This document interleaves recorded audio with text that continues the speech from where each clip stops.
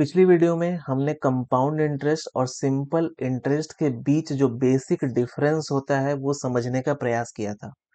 हमने देखा था कि कंपाउंड इंटरेस्ट हमेशा सिंपल इंटरेस्ट से ज्यादा होता है।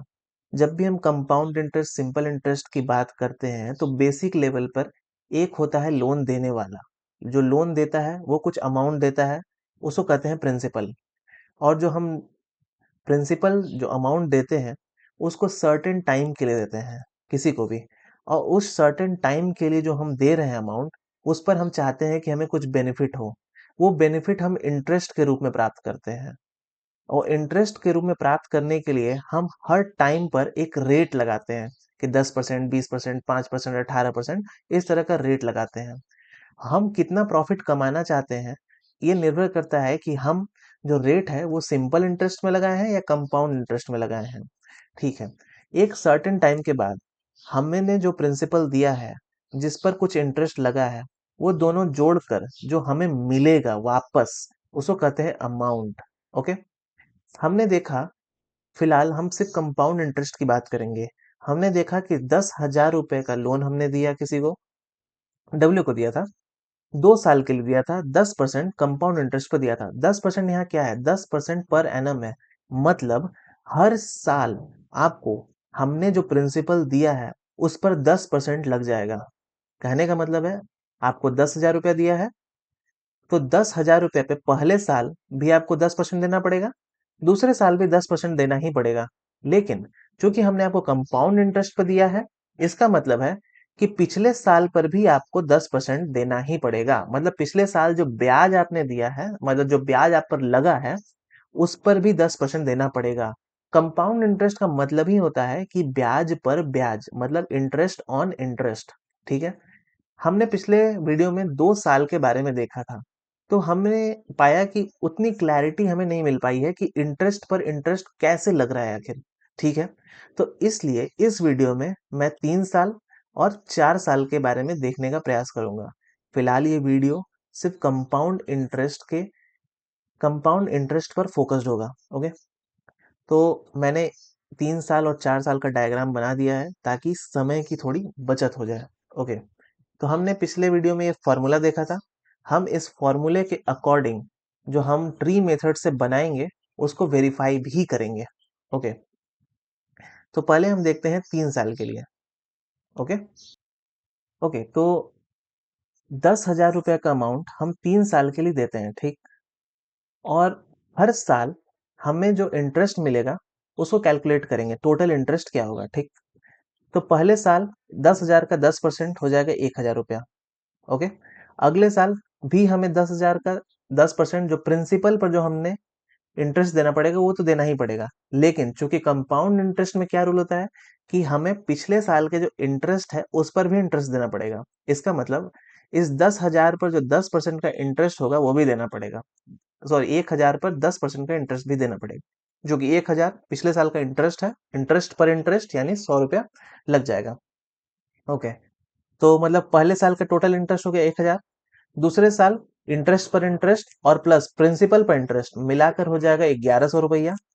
1,100 रुपया पर भी अगले साल इंटरेस्ट देना पड़ेगा और 1,000 रुपया पर भी अगले साल इंटरेस्ट देना पड़ेगा। ठीक है, कैसे? चलो, थर्ड ईयर में क्या होगा? प्रिंसिपल पर इंटरेस्ट हमने दिया 1,000 रुपया, 10,000 का 10% 1,000 रुपया होगा। फिर सेकेंड ईयर का भी इंटरेस्ट हमें देना पड़ेगा। ओके। तो 1,100 का 10% हो जाएगा 110 रुपया। मतलब सेकेंड साल का जो कि इंटरेस्ट आया है 1,100 रुपया, 1,100 रुपया का पर जो इंटरेस्ट लगेगा 10%, जो कि हर साल 10% लग रहा है, तो 10% का इंटरेस्ट हो जाएगा 110 रुपया। ठीक है। ये हो गया सेकेंड साल का इंटरेस्ट। फिर फर्स्ट ईयर का भी इंटरेस्ट लगेगा, हमें हर साल का इंटरेस्ट लग जाएगा पिछले में। ठीक है। तो पहले साल का जो इंटरेस्ट होगा 10% वो भी लग जाएगा। ओके। तो मतलब 1,000 का 10% 100 रुपया, मतलब ये पहले साल का इंटरेस्ट हो गया, ये प्रिंसिपल का इंटरेस्ट हो गया। ठीक है। तो टोटल मिला के थर्ड ईयर में हमारे पास क्यूमुलेटिव इंटरेस्ट हो जाएगा 1,210 रुपया। ओके। अब टोटल इंटरेस्ट जोड़ देंगे, मतलब 1,000 रुपया पहले साल का, 1,100 रुपया दूसरे साल का, 1,210 रुपया तीसरे साल का, 1,000 रुपया, 1,100, 1,210, टोटल इंटरेस्ट हमारा हो जाएगा 1,300, 3,310 रुपया।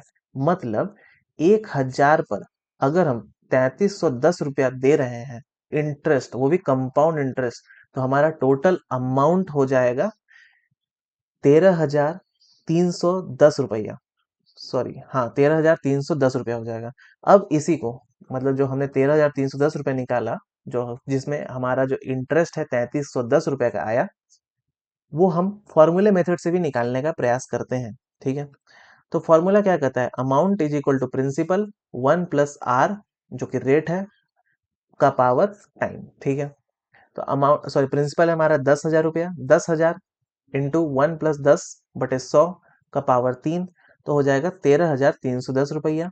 इसका मतलब कंपाउंड इंटरेस्ट कितना हो जाएगा, कंपाउंड इंटरेस्ट होता है अमाउंट माइनस प्रिंसिपल, 3310 रुपया हो जाएगा। ठीक है, हमने वेरीफाई भी कर लिया कि हमने जहां यहाँ 3310 रुपया निकाला, वही हमने फॉर्मूले से भी 3310 रुपया निकाल लिया। ठीक है, अब हम देखेंगे 4 साल के लिए कैसे काम करता है हमारा इंटरेस्ट पर इंटरेस्ट। ठीक है, देखो, पहले साल का इंटरेस्ट हो जाएगा 10,000 रुपया, दूसरे साल का 1,000 रुपया, दूसरे साल का भी इंटरेस्ट 1,000, तीसरे साल पर भी 1,000, 1,000। ठीक है, ये टोटल मिला के सिंपल इंटरेस्ट हुआ। अगर हम 1,000 1,000 1,000 1,000 की बात कर रहे हैं, ये सिंपल इंटरेस्ट है। अगर हमसे पूछता कि 4 साल का सिंपल इंटरेस्ट बताओ, तो क्या करते हैं, सिंपल 1,000 को 4 बार जोड़ दिए तो 4,000 रुपया।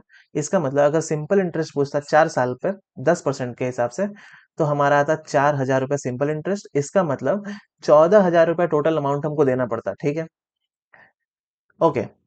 और पिछले में क्या होता, 3 साल वाले केस में तीनों में 1,000 1,000 और 1,000, मतलब 3,000 रुपया देना पड़ता। मतलब अगर यही सिंपल इंटरेस्ट का केस रहता, तो हमको सिर्फ 3,000 रुपया देना पड़ता, सिर्फ 3,000 रुपया। इसका मतलब टोटल हमको 13,000 रुपया देना पड़ता, लेकिन हम दे कितना रहे हैं, 13,310 रुपया दे रहे हैं। इसका मतलब compound interest is greater than simple interest, मतलब 310 रुपया जहां देना पड़ रहा है हमको, वही सिंपल इंटरेस्ट में हमको सिर्फ 300 रुपया देना पड़ता एक्स्ट्रा। मतलब 310 रुपया का फर्क आ गया, मतलब सिर्फ 3,000 रुपया देना पड़ता और यहाँ पर 3,310 रुपया देना पड़ रहा है, मतलब 13,310 रुपया का फर्क आ गया। ठीक है, ओके। तो 4 साल का हम जो देख रहे थे, हम देख रहे हैं यहाँ पर 4 साल का, 4 साल का। ठीक है, पहले ईयर का इंटरेस्ट हो गया 1,000 रुपया, दूसरे ईयर का भी 1,000, तीसरे ईयर का भी 1,000 और चौथे ईयर का भी 1,000। ठीक, सेकेंड ईयर में हमारा फर्स्ट ईयर का इंटरेस्ट जुड़ जाएगा 10%, ये हो जाएगा 100 रुपया, तो टोटल हो जाएगा 1,110 रुपया, हमारा सेकेंड ईयर का इंटरेस्ट हो जाएगा।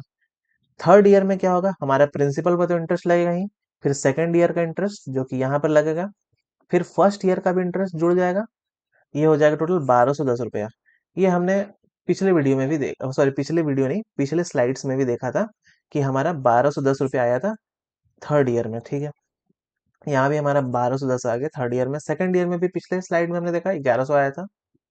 ओके, तो थर्ड ईयर में क्या होगा, प्रिंसिपल पर तो लगेगा ही, फिर थर्ड ईयर का लगेगा, फिर सेकंड ईयर का लगेगा, और फिर फर्स्ट ईयर का लगेगा। बिल्कुल वैसे ही चलता है, इंटरेस्ट पर इंटरेस्ट लगता ही है। ओके, तो टोटल यहाँ पर हमारा जोड़ कर आ जाएगा 1,331 रुपया। तो फर्स्ट ईयर का 1,000, सेकंड ईयर का इंटरेस्ट हो जाएगा 1,100, थर्ड ईयर का 1,210 रुपया, और थर्ड ईयर का 1,331 रुपया। इसका मतलब 4,641 रुपया, मतलब 10,000 पर 4,641 रुपया का हमारा इंटरेस्ट लग गया, मतलब 14,641 रुपया का इंटरेस्ट लग गया। ठीक है, इसी को अगर हम फॉर्मूला से देखें तो इस तरह बनेगा, अमाउंट हो गया प्रिंसिपल प्लस 1 + r/100 का पावर t। ठीक है, ओके। तो इसी को सॉल्व करेंगे तो 14,641 आ जाएगा, मतलब 4,641 रुपया आ जाएगा फॉर्मूला से ही। ठीक है, तो मिला जुला कर हमने ये समझा कि कंपाउंड इंटरेस्ट में किसी को भी देख ले, 3 साल का देखें या 4 साल का देखें, हमें इंटरेस्ट पर इंटरेस्ट लगता है। 4 साल में, चौथे साल में यहाँ पर हमने देखा कि पहले साल का भी इंटरेस्ट लगेगा, दूसरे साल का भी इंटरेस्ट पर इंटरेस्ट लगेगा, तीसरे साल का इंटरेस्ट पर भी इंटरेस्ट लगेगा, तीसरे साल में दूसरे साल का इंटरेस्ट पर इंटरेस्ट लगेगा, और पहले साल के इंटरेस्ट पर भी इंटरेस्ट लगेगा। ठीक है, टोटल मिलाकर मेरे कहने का मतलब है, पिछली वीडियो में हमने देखा कि इंटरेस्ट पर interest is equal to compound interest, और यहां पर हमने ये देख लिया, सिंपल है।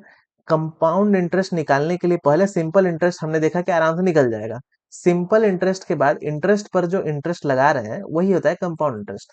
तो पहली सीढ़ी सिंपल इंटरेस्ट समझ लो, और उससे थोड़ी कॉम्प्लेक्स सीढ़ी कंपाउंड इंटरेस्ट समझना है, बस। टोटल मिला के जो हमने पिछले वीडियो में सिंपल इंटरेस्ट और कंपाउंड इंटरेस्ट के बीच जो डिफरेंस समझने का प्रयास किया, उसका ये फॉलो अप वीडियो है। आई होप मैंने अपने तरफ से बेस्ट देकर पूरी तरह से समझाने का प्रयास किया है कि कंपाउंड इंटरेस्ट और सिंपल इंटरेस्ट के बीच क्या डिफरेंस है। That's it.